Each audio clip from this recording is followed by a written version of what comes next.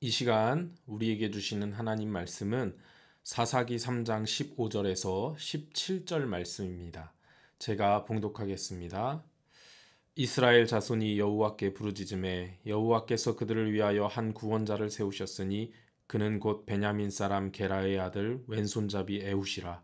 이스라엘 자손이 그를 통하여 모압 왕 에글론에게 공물을 바칠 때에 에훗이 길이가 한 규빗 되는 좌우의 날선 칼을 만들어 그의 오른쪽 허벅지 옷 속에 차고 곡물을 모압 왕 에글론에게 바쳤는데 에글론은 매우 비둔한 자였더라. 사사시대는 반복적 역사가 계속적으로 일어납니다. 이스라엘이 죄를 짓고 하나님께서 벌을 내리시고 백성들이 회개하고 하나님께서 사사를 통해 구원해 주시고 또 평안한 시대가 지속되다가 다시 백성들이 죄를 짓고 하나님께 벌받고 다시 회개하고 이런 반복적인 역사가 계속적으로 일어납니다.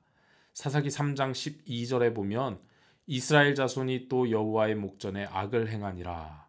이스라엘 자손이 여호와의 목전에 악을 행함으로 여호와께서 모압 왕 에글론을 강성하게 하사 그들을 대적하게 하시매. 이스라엘이 하나님 앞에 죄를 지었고 하나님께서는 모압 왕 에글론을 통해 이스라엘을 벌하시기로 작정하신 것입니다. 모압을 강성하게 하시고 이스라엘을 치도록 하셨습니다. 이스라엘은 모압에게 침략당하며 18년 동안 모압을 섬겼습니다. 이스라엘이 모압을 섬겼다라고 하는 것은 이스라엘 사람들에게 큰 충격과도 같은 것이었습니다. 왜냐하면 역사적으로 봤을 때 모압이라는 나라는 모든 조건을 따져도 절대 이스라엘을 이길 수 없는 그러한 나라였기 때문입니다. 자신들보다 작고 힘없는 나라와의 전쟁에서 지고 지배를 당한다라고 하는 것은 이스라엘에게 큰 충격으로 다가왔을 것입니다. 그리고 더 큰 충격인 것은 사사기 3장 13절에 종려나무 성읍을 점령했다 이렇게 기록하고 있습니다. 종려나무 성읍은 바로 여리고성의 별명인데요. 여리고성은 어떤 성입니까? 이스라엘 백성이 요단강을 건넌 이후에 가나안 땅에 들어와서 첫 번째로 정복했던 자존심과 같은 중요한 지역이었습니다. 그렇게 무시하던 모압에게 자존심과 같은 여리고 지역을 빼앗기고 그들에게 18년 동안 지배당한 이스라엘 백성들은 이제 고통 속에 부르짖으며 하나님 앞에 회개합니다. 하나님께서는 회개하는 이스라엘 백성을 용서하시고 그들을 구원하시기 위하여 두 번째 사사 에훗을 부르셨습니다.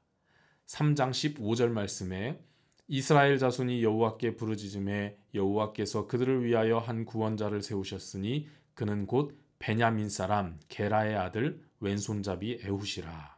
이 구절에서 에훗에 대해 두 가지 사실을 알 수가 있습니다. 하나는 에훗은 베냐민 사람이었다라는 사실과 또 하나는 왼손잡이였다라는 사실입니다.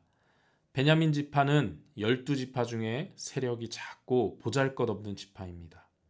또 에훗은 왼손잡이라고 기록하고 있는데요.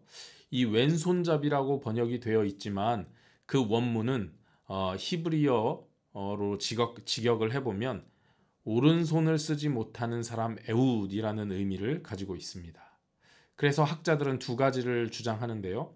하나는 베냐민 지파의 왼손잡이가 많이 있었기 때문에 에훗 역시 일반적인 그리고 유전적인 왼손잡이일 뿐이다 라는 주장과 또 하나는 오른손에 장애가 있어서 왼손을 쓸 수밖에 없는 상황을 말하는 것이다. 이렇게 두 가지 주장을 하고 있습니다.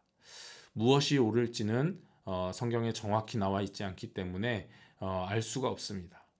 하지만 문맥적으로 볼 때 저는 후자가 더 설득력을 가지고 있다 이렇게 생각합니다. 어찌되었든 성경에서 베냐민 지파 왼손잡이 에훗이라는 사실을 알려주면서 우리에게 말하고자 하는 의미는 변함이 없습니다.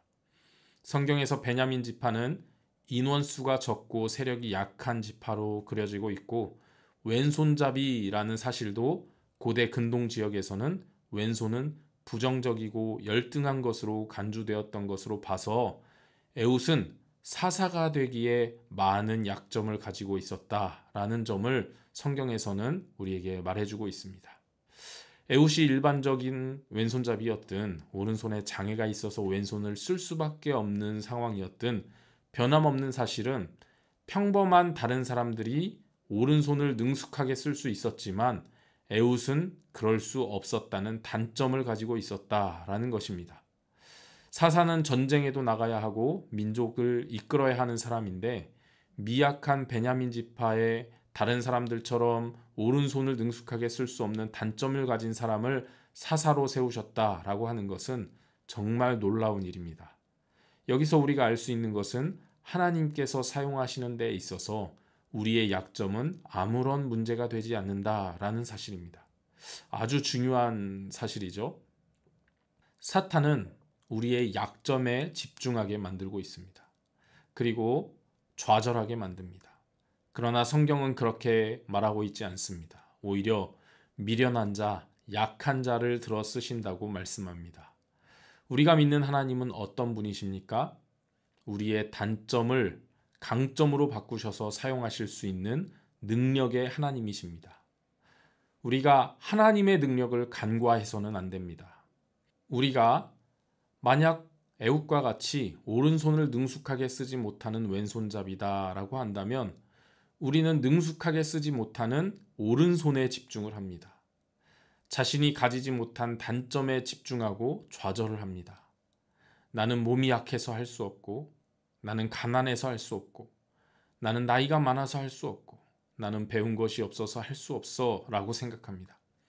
그러나 오늘 말씀을 보니까 하나님은 사사 에훗을 보실 때 약한 가문인 베냐민 지파에 주목하신 것이 아니라 능숙하지 못한 오른손에 주목하신 것이 아니라 오른손을 쓰지 못하여 더욱더 단련되고 능숙해진 왼손을 주목하셨다는 사실을 우리는 깊이 있게 보아야 합니다. 하나님께서 어떻게 에훗의 약점을 강점으로 바꾸시는 분인지 이후의 말씀에서 계속해서 자세히 나오는데요. 에훗이 모압 왕 에글론에게 조공을 바치러 갑니다. 그때 에글론 왕을 암살할 계획을 세우는데요. 오른찌 호복지 안에 약 한 규빗 45cm 되는 칼을 숨겨 놓았습니다. 저는 이 부분 때문에 에훗이 오른손에 장애가 있는 왼손잡이였을 것이다 이렇게 봅니다. 적국의 왕을 대면할 때 몸수색을 철저하게 할 거예요. 그런데 에훗은 수색하는 사람이 보기에도 별 위협을 느끼지 못하는 장애를 가진 사람이었을 가능성이 있다고 봅니다. 에훗이 에글론 왕에게 공물을 바친 이후에 비밀 이야기할 것이 있다고 말합니다. 어떻게 대면하게 되었을까 살펴보면 17절에 보니까 에글론 왕은 매우 비둔한 자라라는 표현이 있어요. 아주 살이 많이 쪘던 것 같습니다. 헤비급 정도는 되었을 것입니다. 그 헤비급 정도인 에글론 왕이 보기에 오른손도 못 쓰고 힘도 없어 보이는 에훗을 무시했던 것 같아요. 그래서 에글론 왕은 신하들과 왕을 지키는 모든 군사들까지 다 내보내고 에훗과 독대를 하게 됩니다.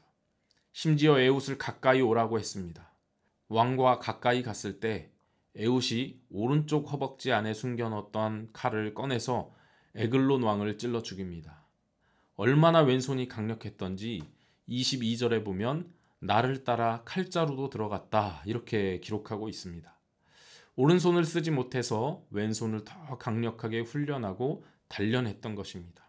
에훗은 남들이 가지지 못한 강점을 갖게 되었습니다. 그리고 이스라엘 백성들을 모아 모압 군대를 쳤는데 10,000명을 모두 죽이고 큰 승리를 하게 됩니다. 하나님께서는 에훗의 약점을 변화시키셔서 그 누구도 갖지 못하는 특별한 강점으로 사용하셨습니다. 우리가 하나님 앞에 쓰임 받을 때 어떤 약점이 있는지가 중요한 것이 아닙니다. 하나님께서는 우리의 약점마저 그 누구도 갖지 못한 특별함으로 사용하시는 분이십니다. 하나님께 순종하며 의지할 때 하나님께서는 에훗과 같이 우리를 들어 쓰실 줄 믿습니다. 에훗과 같이 하나님께 순종하며 하나님을 의지하여 크게 쓰임받는 사명자 되시기를 주님의 이름으로 축복합니다. 기도하겠습니다. 살아계신 아버지 하나님 감사합니다. 오늘도 말씀을 통해 깨닫게 하시니 감사합니다. 하나님께서는 에훗의 약점마저 강점으로 변화시키셔서 그 누구도 갖지 못한 특별한 강점으로 사용하셨습니다. 하나님께서는 우리의 약점마저 그 누구도 갖지 못한 특별함으로 사용하시는 능력의 하나님이심을 믿습니다. 하나님, 우리가 상황을 보는 것이 아니라, 나의 약점을 바라보는 것이 아니라 나를 사용하시는 하나님의 전능하심을 바라보며 믿음으로 순종하는 저희들 되게 하여 주옵소서. 그리하여서 하나님께서 맡겨주신 사명 다 감당하는 우리 모두 되게 하여 주옵소서. 거룩하신 예수 그리스도의 이름으로 기도합니다. 아멘.